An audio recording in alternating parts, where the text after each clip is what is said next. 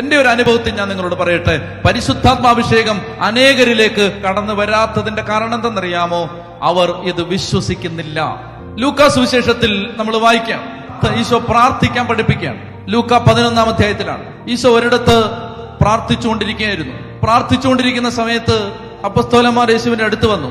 എന്നിട്ട് അവർ പറഞ്ഞു, കർത്താവേ, യോഹന്നാൻ തന്റെ ശിഷ്യന്മാരെ പ്രാർത്ഥിക്കാൻ പഠിപ്പിച്ചതുപോലെ ഞങ്ങളെയും പ്രാർത്ഥിക്കാൻ പഠിപ്പിക്കണം. ഈശോ അവരെ സ്വർഗസ്ഥനായ പിതാവേ എന്ന പ്രാർത്ഥന പഠിപ്പിച്ചു. പ്രാർത്ഥന പഠിപ്പിച്ചിട്ട് പ്രാർത്ഥിക്കേണ്ടത് എങ്ങനെയാണെന്ന് മാതൃക കൊടുക്കാൻ ഈശോ ഒരു സംഭവം പറഞ്ഞു. നിങ്ങൾക്കൊരു സ്നേഹിതനുണ്ടെന്നിരിക്കട്ടെ. അർദ്ധരാത്രിയിൽ ആ സ്നേഹിതന്റെ അടുത്ത് ചെന്ന്, എന്റെ വീട്ടിൽ ഒരാൾ വിരുന്ന് വന്നിരിക്കുന്നു, അവന് കൊടുക്കാൻ എന്റെ വീട്ടിൽ ഒന്നുമില്ല, 3 അപ്പം വായ്പ തരണം എന്ന് പറഞ്ഞാൽ അവൻ പറയും, കഥ കടച്ചു, കുട്ടികൾ എന്റെ ഇപ്പൊ കിടക്കയിലാണ്, ഞാൻ കടന്നു കഴിഞ്ഞു, അതുകൊണ്ട് എഴുന്നേറ്റ് തരാൻ നിവൃത്തിയില്ല എന്ന് പറയുമ്പോ നിങ്ങൾ വീട്ടുമുറ്റത്ത് നിന്ന് തന്നേ പറ്റൂ, തരാതിരിക്കാൻ നിവൃത്തിയില്ല, തന്നാലേ പറ്റൂ, തന്നില്ലെങ്കിൽ എന്റെ വീട്ടിലെ അതിഥിയെ പട്ടിണി കിടേണ്ടി വരും, നീ എന്റെ കൂട്ടുകാരനല്ലേ, നിനക്ക് എഴുന്നേറ്റാൽ എന്താ, അടച്ച കതക് നിനക്ക് തുറന്നൂടെ, മക്കളെ വളർത്താതെ നിനക്ക് എഴുന്നേറ്റൂടെ, നിനക്കൊന്ന് ഉണന്നൂടെ എന്ന് പറഞ്ഞിട്ട് നിർബന്ധിച്ചാൽ സ്നേഹിതനാണ് എന്നോർത്ത് നിർബന്ധം സഹിക്കാൻ പറ്റാതെ അവൻ എഴുന്നേറ്റ് ആ അപ്പം തരും.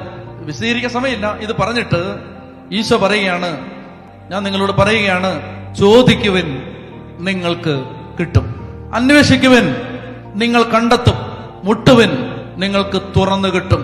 ചോദിക്കുന്ന ഏവനും ലഭിക്കുന്നു. ചോദിക്കുന്ന കുറച്ചു പേർക്ക് കിട്ടുന്നു എന്നല്ല, ചോദിക്കുന്ന ഏവനും, everybody who asks he will be given. Everybody, ചോദിക്കുന്ന എല്ലാവർക്കും കിട്ടും, അന്വേഷിക്കുന്ന എല്ലാവരും കണ്ടെത്തും, മുട്ടുന്നവന് തുറന്നു കിട്ടും. എന്നിട്ട് ഈശോ പറയുകയാണ്, നിങ്ങളിൽ ഏത് പിതാവാണ് മകൻ മീൻ ചോദിച്ചാ പകരം പാമ്പിനെ കൊടുക്കുക, മുട്ട ചോദിച്ചാ പകരം തേളിനെ കൊടുക്കുക? മക്കൾക്ക് നല്ല ദാനങ്ങൾ കൊടുക്കാൻ ദുഷ്ടരായ നിങ്ങൾക്കറിയാമെങ്കിൽ സ്വർഗസ്ഥനായ പിതാവ് തന്നോട് ചോദിക്കുന്നവർക്ക് എത്രയധികമായി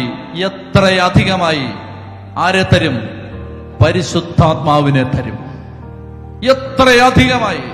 പ്രിയപ്പെട്ട മക്കളെ, നിങ്ങൾ ഈ വചനം വിശ്വസിക്കാൻ തയ്യാറാണെങ്കിൽ നിങ്ങളുടെ മേൽ ദൈവത്തിന്റെ ആത്മാവ് ഭൂമിക്കൊരിക്കലും തരാൻ പറ്റാത്ത, ഭൂമിക്കൊരിക്കലും സമ്മാനിക്കാൻ പറ്റാത്ത ആ പരമപരിശുദ്ധന്റെ ആത്മാവ് നിങ്ങളുടെ മേലിറങ്ങി വരും.